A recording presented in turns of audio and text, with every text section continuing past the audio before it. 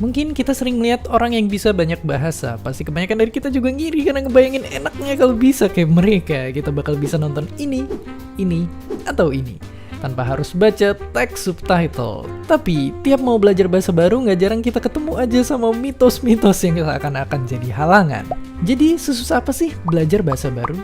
Benar nggak sih kita udah terlambat dan nggak bisa lagi belajar banyak bahasa?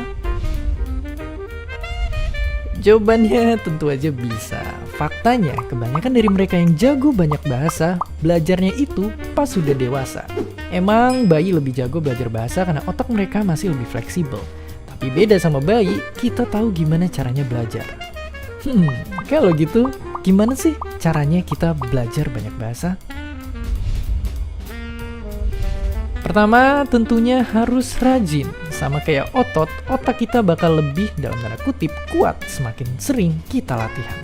Dan latihan ngobrol sama orang lain juga bakal sangat ngebantu. Ya, ngobrol pakai bahasa asing itu jauh lebih efektif dibanding ngobrolin bahasa asing. Ini karena bahasa nggak disimpan di satu tempat aja, tapi nyebar ke banyak bagian di otak. Ibarat olahraga, nggak lucu juga kalau latihan kita nggak menyeluruh dan otot kita jadi gede sebelah. Jadi semakin sering dipakai di berbagai situasi, otak kita bakal lebih terbiasa sama bahasa baru.